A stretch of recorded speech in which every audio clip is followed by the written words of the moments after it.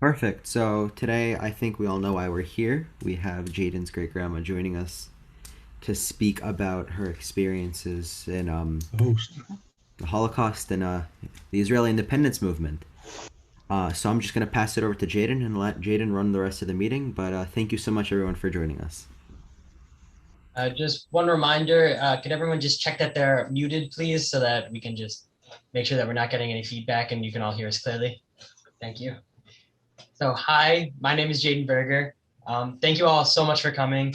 Uh, I'm here today with my dad and my great grandmother, who's the star today.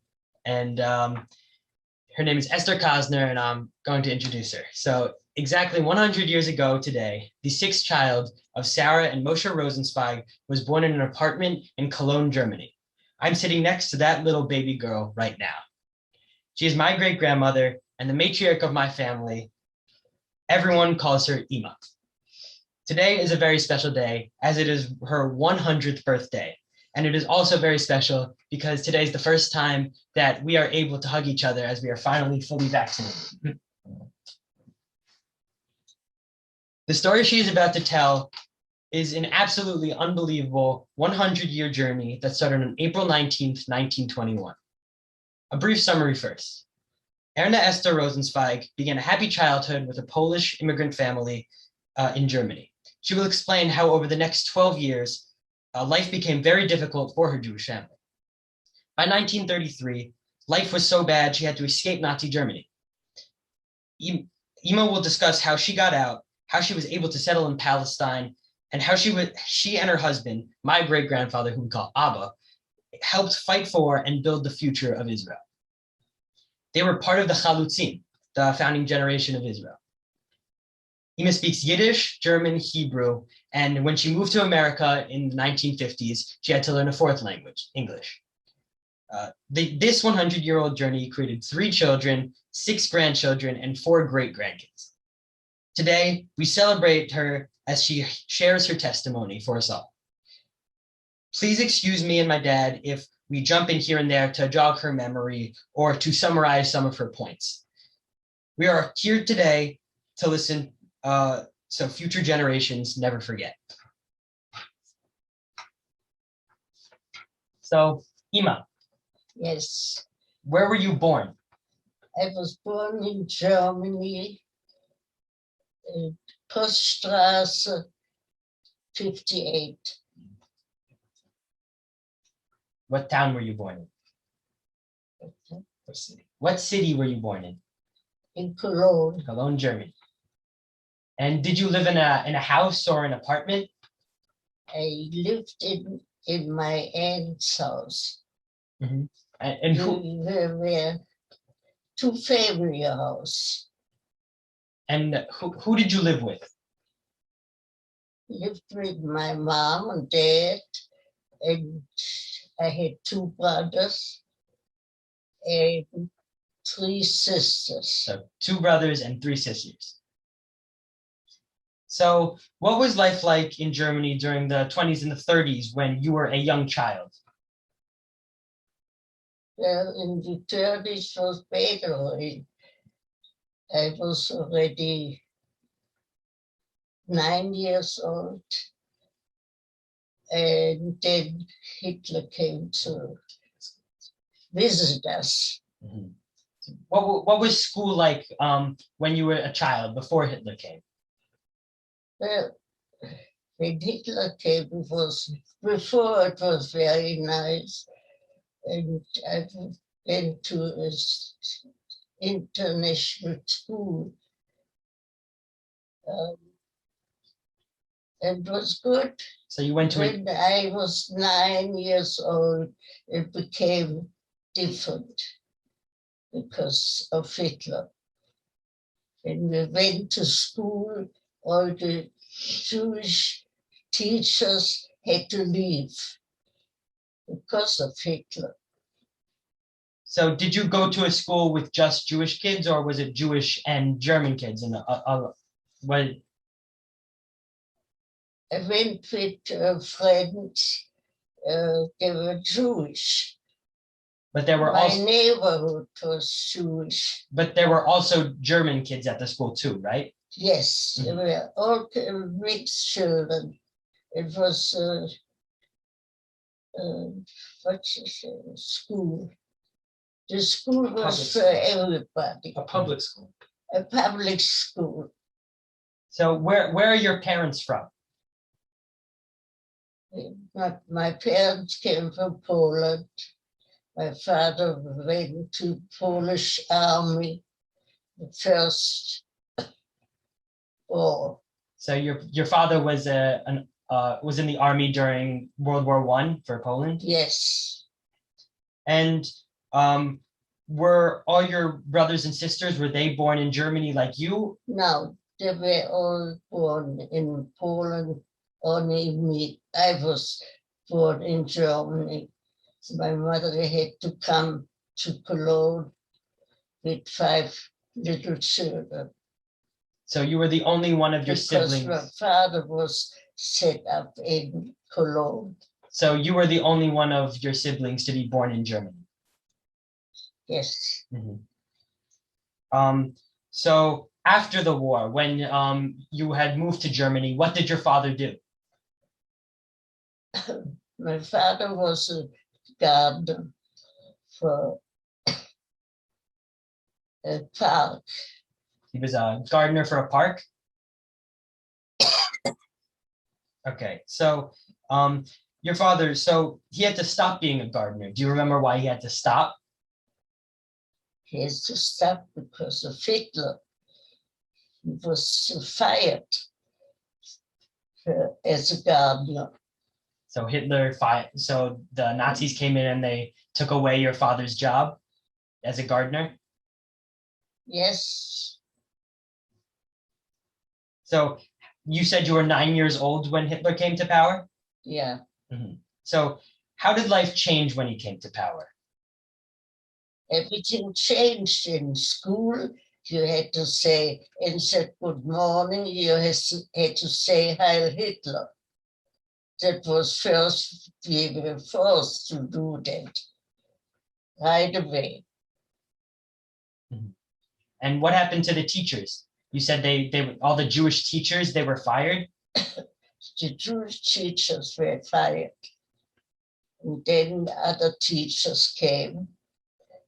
And we had one teacher who was very strict and said to say, he called the names from everybody. He went to this school room and tipped us with a stick.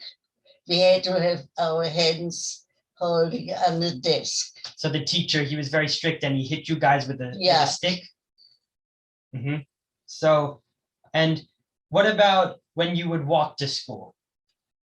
Yeah, we were walking to school and the kids, the non-Jews kids, they were calling dirty Jew. There are dirty Jews, and they started to beat us. Of course, we were beating back. So the kids, they would call you names and they would try to beat you up and you would fight them back. That's correct. So you had to start walking with your parents, right? Yeah. But then we had to go with our parents to school because we went alone. We went together. We had to walk maybe 20 minutes to school. There were no buses and cars. So you had to walk to school every day. Yeah. And you had, So tell us about the time when the Nazis, they came to your house. They came to our house and knocked at the door.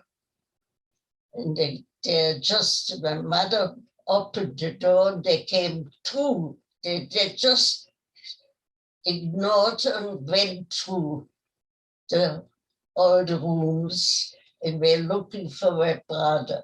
My mother said, he's not here. So they pushed my mother. And I was so hurt and I cried. I didn't want to run away. I wanted to hold with my mother. So the Nazis came in and they looked in the closet under the beds. They went through with those heavy shoes, knock, knock, knock. And then they went out. So they came They in. didn't say thank you or something. They looked for my brother. So they came in looking for your brother. Didn't believe my mother. And they didn't find him, but they pushed your mother and they destroyed everything in your house, right? That's right. It was a mess. And so where was your brother? My brother went away because they were after him. The Hitler boys, they had the uniform on, so they were big shots. They thought they can hit everybody. And my brother made it to run away. So your brother went to Belgium, to underground. So your brother managed to escape with the underground. That's right. And so what about the rest of your siblings? What happened to the rest of your siblings? My two brothers, they went away to the underground. And one sister. Two sisters, they had to stay. And they had to go to a camp. So they picked them up. They had to go to a camp. So your two in a train. They pushed them in a train. So your two brothers, they managed to get out in the underground with one of your sisters. Yeah. And then your two other sisters, Netchin and Rosa, they were taken to camps. That's on a train. Yeah. Yeah, and what happened to Rosa? Rosa had to go because her husband died in a taxi. He had a heart attack and she was alone. And they looked for all the Jews to go on the train. They didn't know where they're going to go. And they pushed them in the train and she went to concentration camp. And she died in concentration camp. So your oldest sister Rosa, she was taken to a concentration camp and she was killed? Yeah. So Siegfried Kosiner, he was my great-grandfather and your husband. We called him Abba. How did he get out of Berlin? He came from Berlin and I met him in Palestine. And how did he get out? He got out because he was a Zionist and he had was in a group. They had meetings home, and the soldiers, the German soldiers, when they had the uniform, they were after them, after the people who had meetings. And so he had to run away. How did he get out? He had fake papers, right? Same thing. He went with the underground? Underground. So Czechoslovakia. And his parents didn't approve of him leaving, right? Yeah. So he had to go against his parents' will. And he left. Against it, yeah. They said nothing gonna be, and they didn't think it's gonna be so bad. So the parents, they killed also. They went to concentration camp. He had parents and brother and sister, two brothers and a sister. So, but one brother got out. He was in concentration camp and he was very sick, had malaria and everything. We found out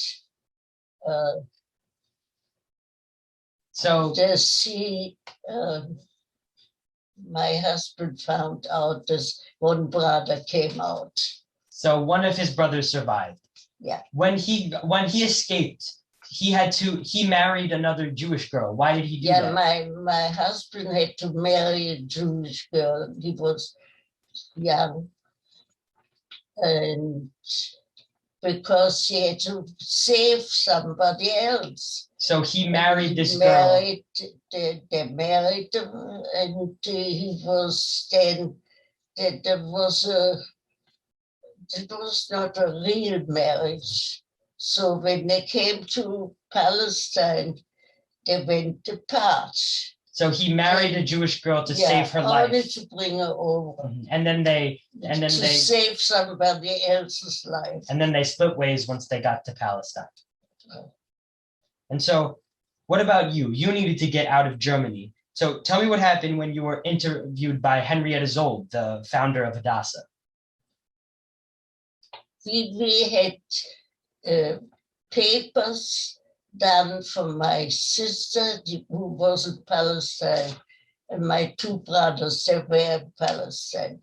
They sent us a visa and money, because we didn't have any money to fly, to go on a boat. We went by boat to Palestine. But before you got papers, you were interviewed by Henrietta Zold, right? Yes. And so you were supposed to go on the Kinder Transport, which was basically a way for Jewish kids to get go on a train to go to Palestine, to get out without their parents. Yeah, but then in between, my parents got the papers. Of course, my mother didn't want me to go alone with the children. So I gave up my place for somebody else. So you and Henrietta sold. So you and your parents, you got papers last minute to go to Palestine together, and you gave up your spot on the Kinder Transport so someone else could go. Correct. So how old were you when you got to Palestine? Oh. How old were you when you got to Palestine? Didn't understand. How old were you when you got to Palestine? 12 and a half. Mm-hmm. And where did you live once you got to Palestine? We lived in Haifa. And then we had to settle down. And so in Haifa, what did your parents do? My parents, my mother was home taking care of us, and she opened up a little restaurant. There was dinner at lunchtime, or everybody.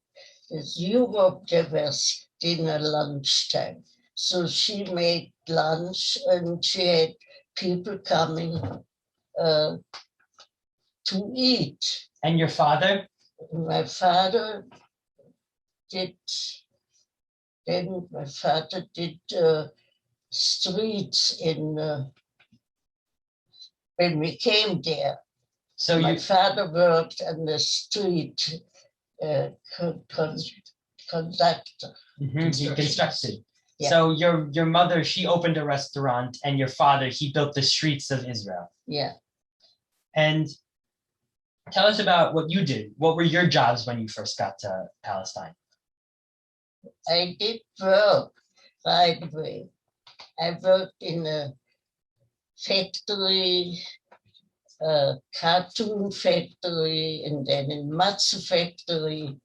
And then I got a good job in a store, dress store, elegant dress store. So the name was Ilka, if somebody remembered that. So you had a bunch of jobs when you got to Palestine. Yeah. Can you tell us about the story about how your sister Netchin, how she managed to get to Palestine? Yeah, well, the underground asked her if she wants to go on a boat, or they're going to take her to concentration camp. So she decided either way, when she is gonna come to Palestine, she's gonna live. And when she dies, she rather dies in the boat than go into concentration camp. So she was sent on a train to a work camp.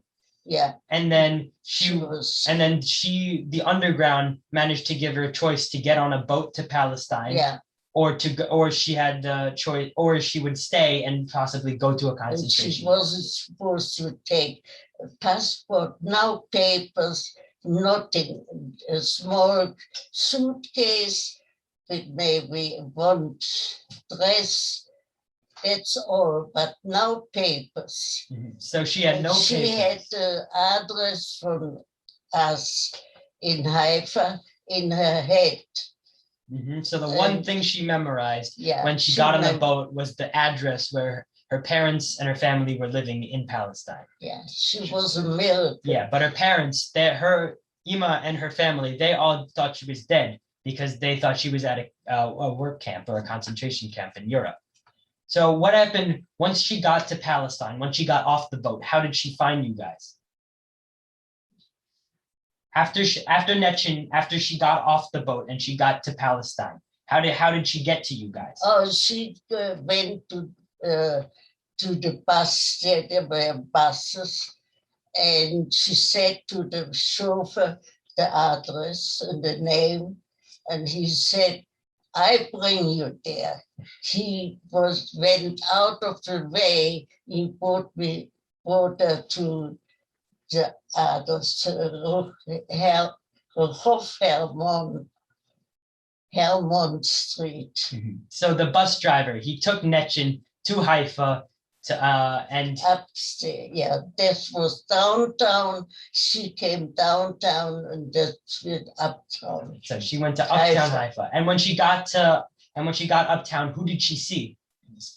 When my brother came with two boys the street down, all of a sudden he sees my sister and he ran to her, and the little boys were standing. Then he said, Nettie. Anyway, he was happy to see her. And then he took her back home to my parents. So your brother, he was in the town square and he saw his sister, Netchin, who he thought was dead, who had died. He thought that she had died in Europe. Yes, she didn't know. He thought he sees a ghost. Mm-hmm. And so your brother, he brought Netchin to your house. Yeah.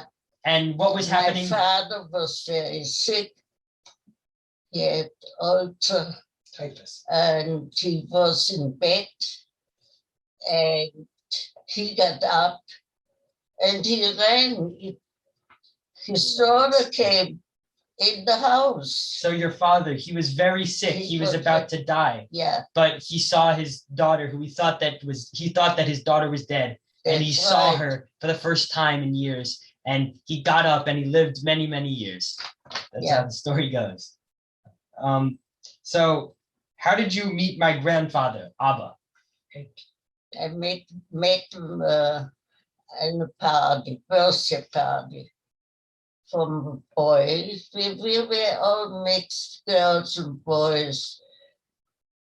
And one boy came to pick me up and say, of course, walking distance where we went. There were no buses, no cars. So it was only bicycle if you had money to buy a bicycle. And then we went there. This house belonged to the owner. They had plumbing store. And upstairs were their apartment. And so you met Abba at a birthday party. Yeah. And then he brought me home. I met my Abba there. And he took me for a dance. And then he took me home. And then we made a date. Mhm. And what did he look like? Very handsome. So, Was a beautiful boy. mhm. So in 1948, when Palestine finally became Israel, what were you doing? How did you react? When Palestine finally became a country, when Yeah. it became Israel, what were you doing? I was 8 in a hospital, little hospital. So you when Palestine was announced that it was going to become a state. Oh, then I was dancing the horror. You were Everybody was dancing and the horror and singing. So everyone was dancing and singing the horror in the streets. Yeah, that we became Israel. And so during the Independence War, what did you and Abba, what did you guys do? Abba was in the army. And I was, like I said, I was working as at night as an aide. Nurse. So Abba, he was in the army, and you worked as a nurse. Yeah, at night. My mother was babysitting. I had a little girl. Your grandma. My She grandma. was 4 years old. So you had my grandma at this point. So when you would take care of the soldiers, what would you do? You took care of the So soldiers. you took care of the soldiers, right? And you want to tell the I story? I made Israeli salad. I worked in a restaurant from the morning till the evening. And I worked in the kitchen and as a waitress, and I made food for the soldiers. So they would come off the war front, and then you would take care of them. Yeah, I took care of them.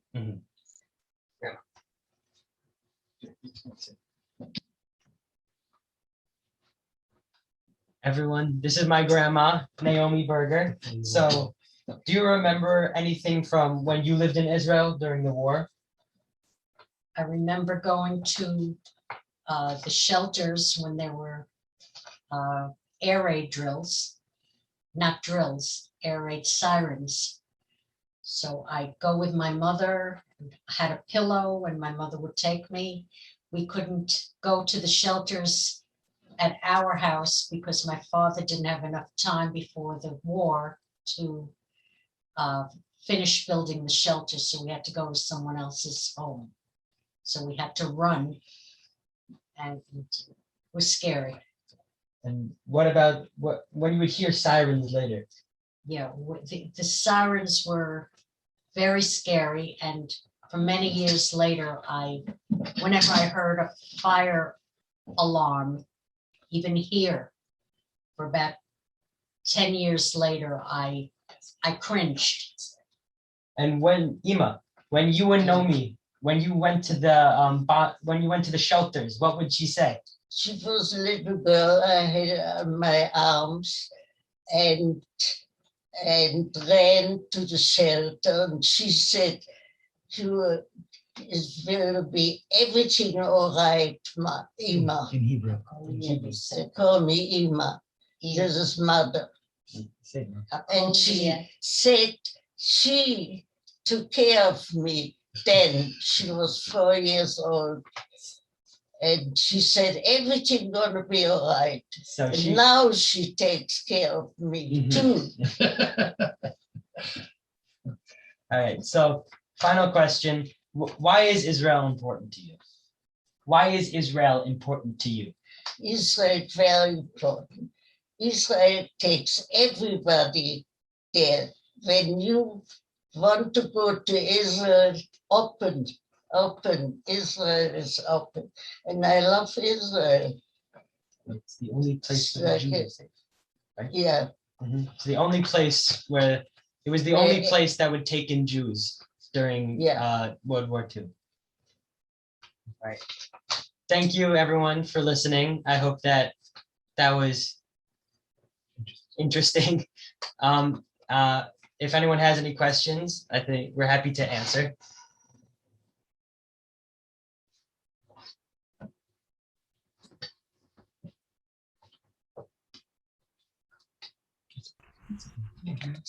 Yeah, I saw a raised hand. I didn't get to see who it was, but Michael. Elena. Hi, Jaiden. You're doing a great job. Thank you. Annie, it's just an incredible story, step by step. You were born in my grandparents' house, right? 58 Poststrasse.